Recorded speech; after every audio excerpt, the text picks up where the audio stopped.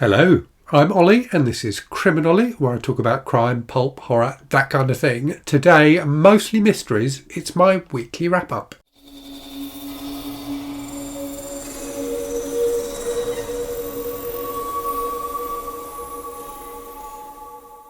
So I've actually been on holiday for the last week, but through the magic of scheduling, I've managed to have a video go up every day to keep you entertained, hopefully. But that's why I've been even worse than normal at replying to comments. So I've deliberately wasn't looking at YouTube stuff while I was away on holiday. I had a very nice week with the family, or 5 days with the family in Cyprus. The weather wasn't quite as good as we'd hoped, but it was still nice and warm and sunny, and got some real quality reading time in as well. So I've actually finished 10 books this week, which does seem like a lot. I did do some things other than just reading on holiday, but I did do a lot of reading. And also because I pre-filmed last Saturday's video, I've had to film it a day early because we flew on the Saturday. I had an extra day this week as well. So anyway, let me talk you through the books I've read. As I normally do in these videos, I'll give you a quick update on my kind of various reading challenges, and then talk to you about what's been on the channel and what's on the channel in the week ahead. Right, so let's get on with those stats first of all then. So the big news this week is I've finished my Read What You Own challenge. So a few months ago, I guess it was probably 3 or 4 months ago, I set myself a challenge to read 100 books I already own before buying any new ones. This was something I'd done before, so I did it last year. I may well do it again in the future. I'm going to do a separate video where I talk about it a bit more, but the good news is I have finished. So whilst I was on holiday, I read the 100th book in that challenge. So I'm now free to buy books again, and lo and behold, I've bought a load of books, mostly digital ones, but a few physical ones as well. So I will also be doing a book haul video at some point during this week too, to show you everything I bought. I did splurge a bit on Amazon the other day. My other big challenge at the moment then is the 50 before 50 challenge. So I turned 50 at the end of the month, and there were 50 books I set myself the challenge of reading, or at least attempting. So I have DNF'd 3 of them. But the good news is I've read a few more while I'm on holiday, and I now only have 3 books to go. So those 3 to go are from this Library of America collection, Dark Passage by David Goodis. If This Is a Man by Primo Levi, and The Lord of the Rings, Return of the King by J.R.R. Tolkien. So whereas, even at the start of this month and last month as well, I was genuinely not sure if I was going to be able to complete the challenge. I'm pretty confident now that I'm going to be absolutely fine. So only 3 more books to go, and I've got 2 weeks to do it. So I'm sure I'll be okay. And to the extent that I've actually added some additional books into my TBR. So there's one book I'm going to talk about today which wasn't originally in my TBR for April at all. So yeah, I'm feeling pretty good about that challenge. Right, so let's talk to you about what I've been reading then. So most of these are Kindle books because being away, I just took my Kindle with me. I didn't take any physical books. So when I filmed this video last week, I was reading The Boy Next Door by R Stine, a Fear Street book, which I finished before going on holiday. That was just fun. It was really fun. So it was like a teen suspense novel about these girls flirting with a new boy who's come to town, who also is a psychopath, which they don't realise. So I had a really good time in it. I can see why the Fear Street books are so beloved. I really did quite enjoy that one. After that, a book I've been meaning to read for ages, The Crow Road by Iain Banks. So I was a really big Iain Banks fan.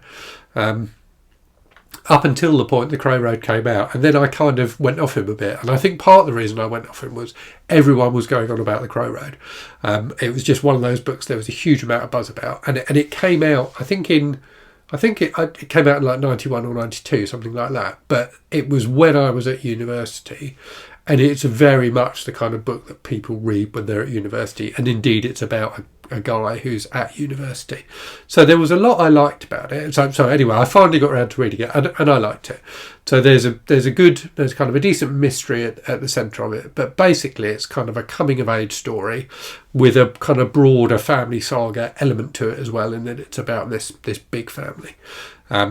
but particularly focusing on one character, this young guy who's gone to union, is kind of trying to figure out some of the mysteries about the family.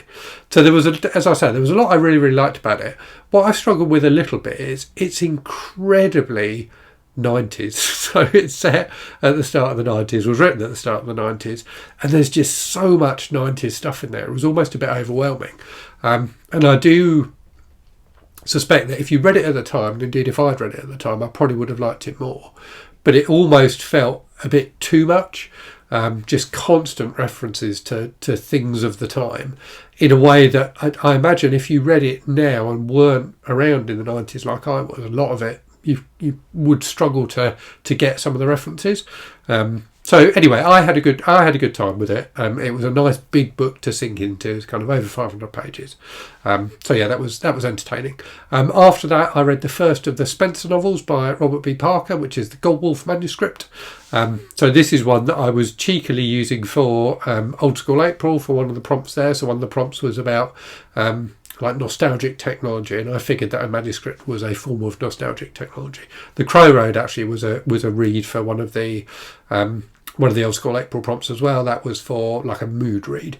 So yeah, the Godwulf Manuscript was really fun. Spencer's a really good PI. He's just kind of a classic, two-fisted, hard-boiled kind of detective. And speaking of hard-boiled, does quite a lot of cooking in it as well. So there's quite a lot of bits where he talks about what he's eating, which I did quite enjoy.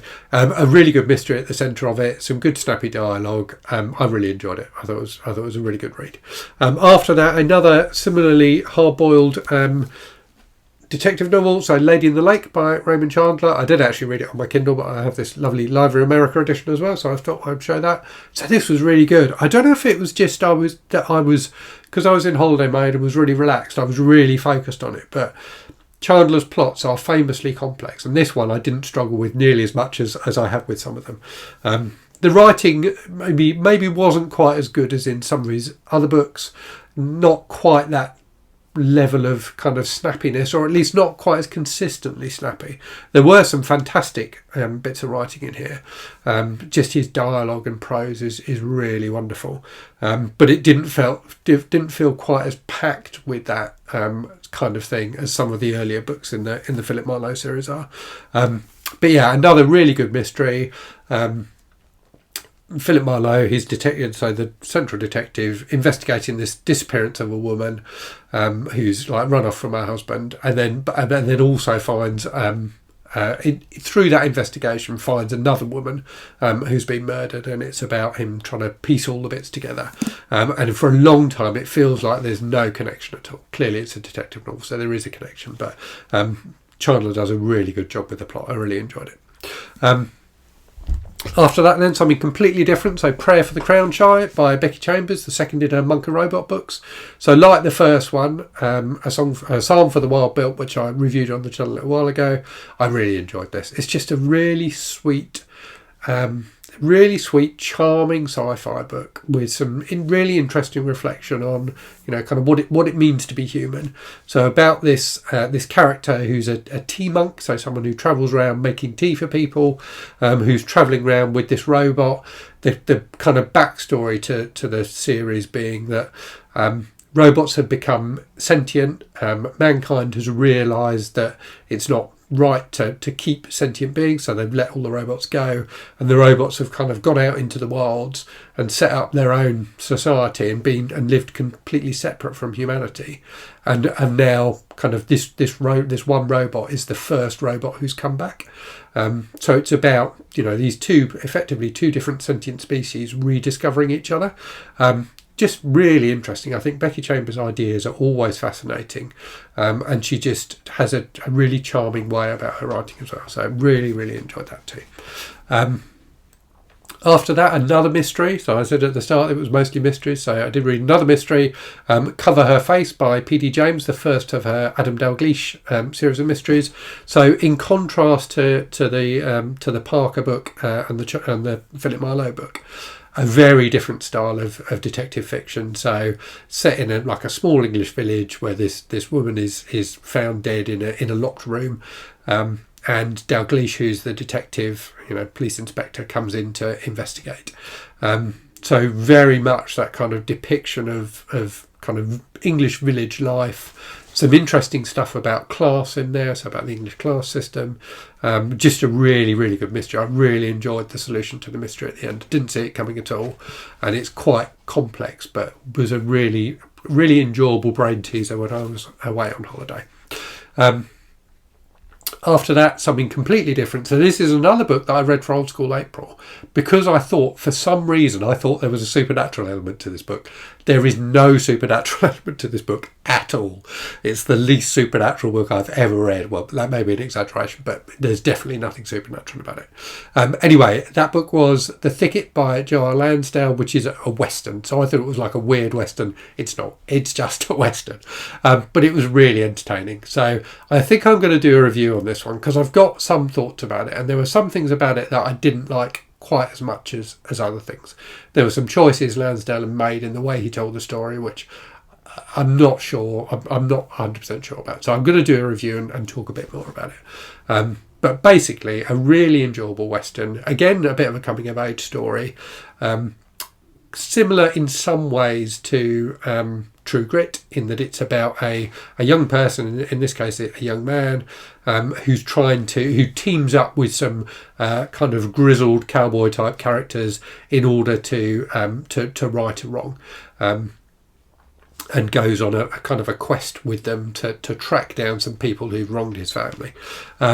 It was just really fun. It's really funny at times. Got some fantastic characters.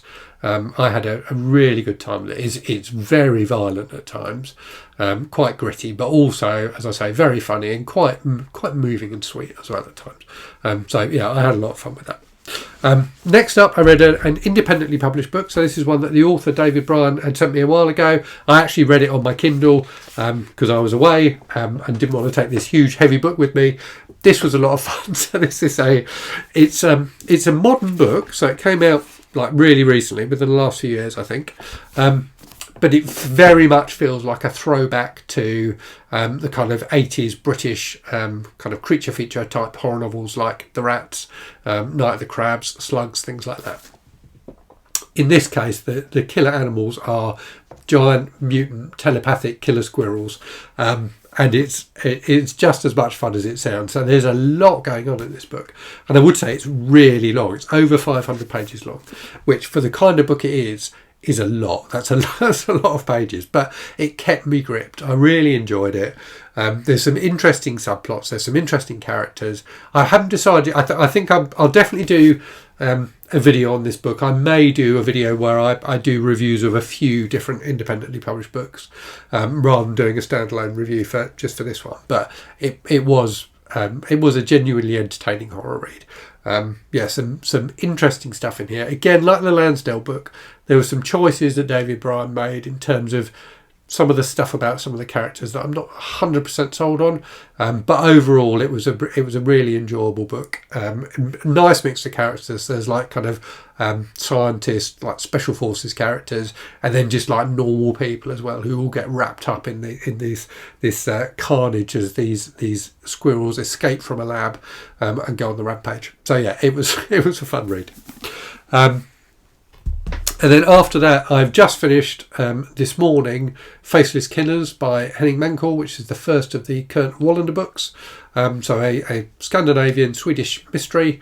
I really liked the first 2/3 of it, like a lot. It completely gripped me.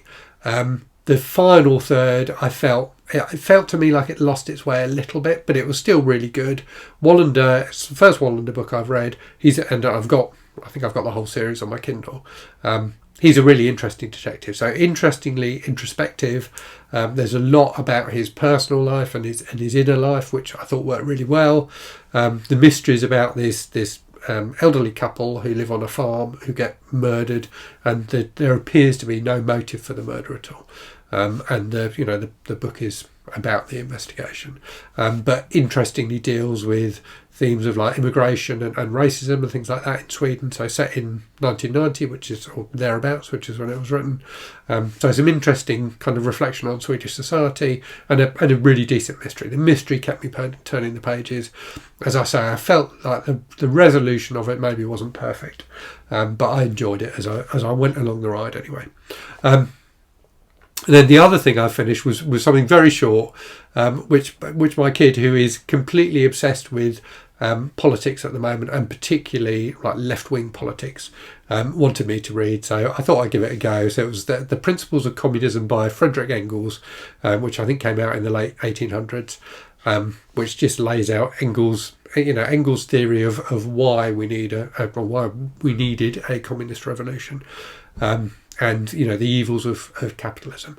And it was a genuinely interesting read, and didn't feel, whilst in some ways it's very much of its time, because it talks about kind of serfs and things like that, peasants, in other ways it still felt quite relevant in terms of some of the things it talks about, some of the problems of capitalism in terms of like overproduction and things like that. So definitely an interesting read. It's only like 25 pages or something like that. So I'm glad I read it.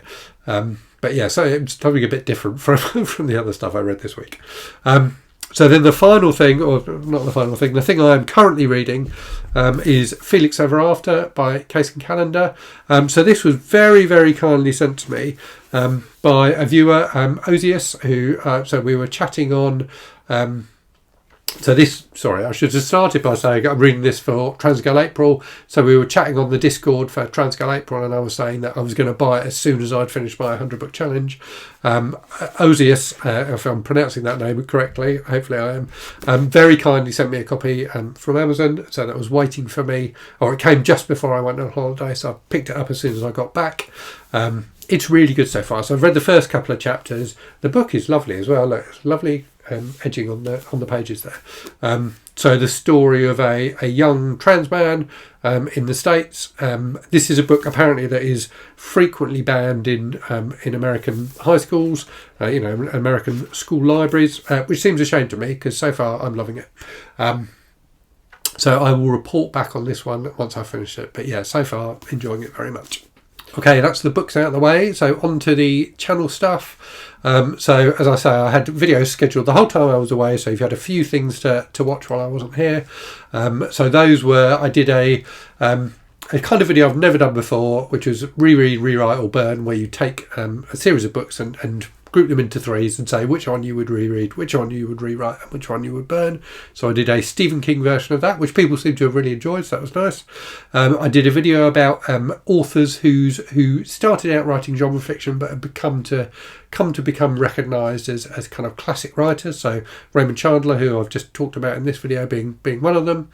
I did a video where I made up poems from book titles, which I thought was quite fun, but clearly you people out there don't think it's fun. It's my worst performing video for absolutely ages, but I had a good time doing it anyway. And if you haven't watched it, it's only short, it's only like 5 minutes long. I did another entry in my Carry On Screaming series where I'm talking about kind of British horror novels from the 70s and 80s. So I did another kind of double header one where I talked about The Devils of D-Day by Graham Masterton and The Spear by James Herbert. I did a review of The Yellow Wallpaper by Charlotte Perkins Gilman, a short story I enjoyed very much. And I also did an update on my Disturbing Books project. And then in the week ahead, so I'm going to do, as I've said, a video about my 100 book challenge. So just kind of reflecting back on that journey. I'm going to do an unboxing video, which I'm going to film immediately after this for the latest Abominable Book Club subscription box, which landed yesterday. I'm going to do the Loomis tag, which is a kind of pet themed tag, where you talk about books your pets might like, I think. That one looks quite fun. I'm going to do a review of this book, The Second Suspect by Heather Lewis, which I read recently, which is a really interesting and very disturbing mystery novel. I'm also going to do, as I've just said, a review of The Thicket by Joe R Lansdale, and then I'll do a book haul video talking about all the books I've already bought since finishing my 100 book challenge, of which there are, I think, about 40 now.